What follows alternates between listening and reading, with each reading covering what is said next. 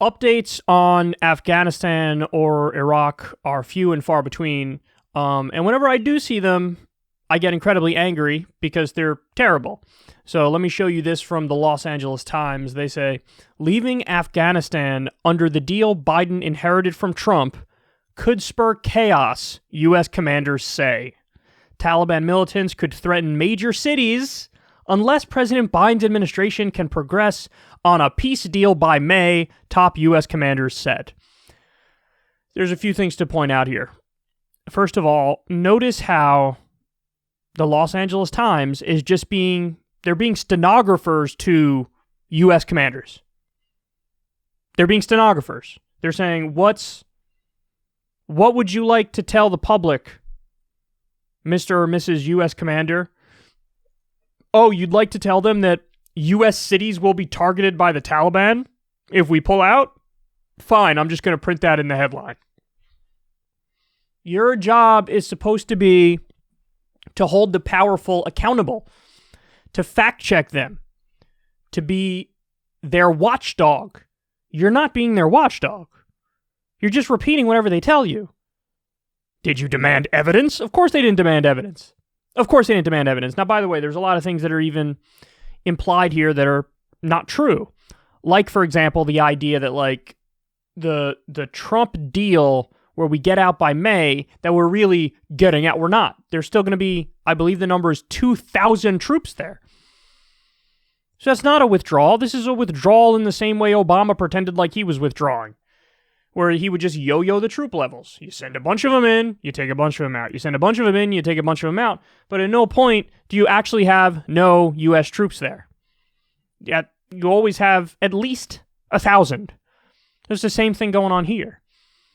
But, I mean, seriously, think about their point here. There's no reason to believe that the Taliban's going to attack the United States. None. At no point did the Taliban attack the United States. That was Al-Qaeda with 9/11. It was the Taliban that basically gave refuge to Al-Qaeda, and that's nominally why we say, oh, they're our enemy and we need to stay there. But how many times have we gone through this, guys? I can only go through this rant so many times before my brain explodes, but why are we in Iraq and Afghanistan? Why are we still there today? What were the original reasons told to the public as to why we're going to be there? In the case of Iraq, it was, oh my God, Saddam Hussein. He's been dead for so long. In the case of Afghanistan, oh my God, we got to get Osama bin Laden. He's been dead so long too, and we got him in Pakistan, not Afghanistan. So why are we still there? Why are we still there? Why are we still there? Give me a reason. What's the reason? They don't even bother to say anything about that anymore. They don't bother to tell you why we're still there. They don't bother to even lay out goals. Like, what are your goals? Okay, you tell me we need to be there. Okay, I don't believe you, but I'm just going to accept that for a second. What are your goals that we need to achieve before we can get out? What are your goals? Oh, interesting, you don't have any.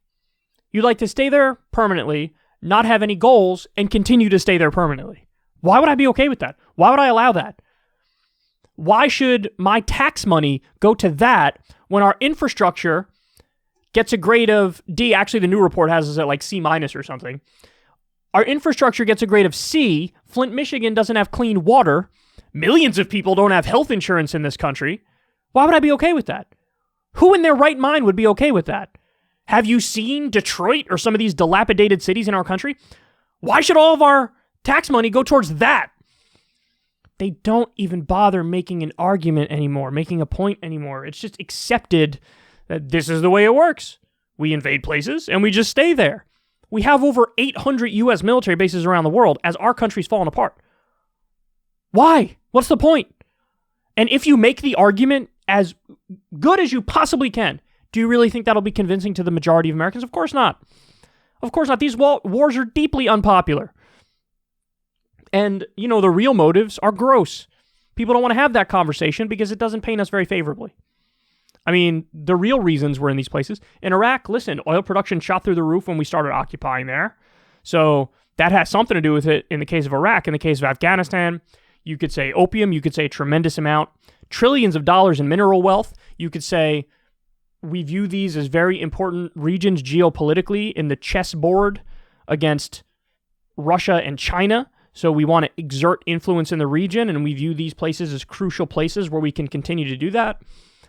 So there are reasons why we're there, but they're not the ones that they pretend that they are.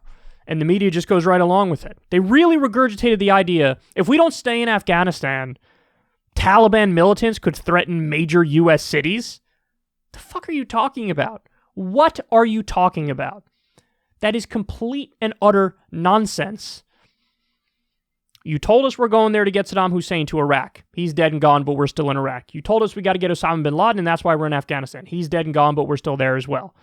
Then you told us, well, there's still remnants of Al-Qaeda there, so we need to stay there. According to our own intelligence agencies, as of a decade ago, there were less than 100 Al-Qaeda operatives in Afghanistan. So then they moved the goalpost again. Well, I guess the Taliban. The Taliban is a guerrilla army, and they live there. They're never going to go anywhere. They're not going to go away. It's not going to happen. And also, the people who we've aligned ourselves with in these fights, you guys know this, they're warlords in Pakistan and Afghanistan. There are reports of our allies having child sex slaves. And when U.S. soldiers blew the whistle on that, they got punished. They got punished. So that's why we're there, to maintain law and order and freedom and democracy by putting warlords with child sex slaves in power. The reasons they tell you are not the reasons why we're there. Wake up, everybody. Wake up. And the media is so pathetic. I mean, really, they get to the point where an idiot YouTuber like myself can give you a way bigger dose of reality than the Los Angeles Times or any other outlets. I mean, what a shame. They're supposed to be the serious people doing serious reporting. Actually, the New York Times just yesterday had a great piece on the use of Agent Orange and the war crimes that we committed in Laos. And it hit me like, oh, okay, so they're being totally honest about how we violated international law and how we were doing war crimes. But it's, 50 years later. So what do we have to wait until like 2070 before we get the truth on what we're doing today in Venezuela, in Syria, in Iraq, what we're doing with Iran? Is that what we have to do? Afghanistan, is that what we have to do? We have to wait? To be fair, they did the Afghanistan papers came out recently, but mainstream media didn't pick it up and run with it and treat it like the scandal it was, so it came and it went. And the other half the time, we get shit like this. If Biden doesn't stay in Afghanistan, the Taliban's going to attack us. We just made that up, but I'm still going to say it. Imagine looking at a situation where we've been at war since 2001. We've been there for 20 years. And your position is, we're going to stay there. We're going to stay there indefinitely. I'm not even going to define victory, and you can shut the fuck up. I don't take that deal. I don't accept that deal. And this is what breeds contempt. This is what breeds contempt. We have limited resources, and this is what we're spending it on. Never mind all the mass civilian casualties and things of that nature. So nobody should be okay with this. Nobody should be comfortable with this. And shame on the media for running with this obviously bogus narrative.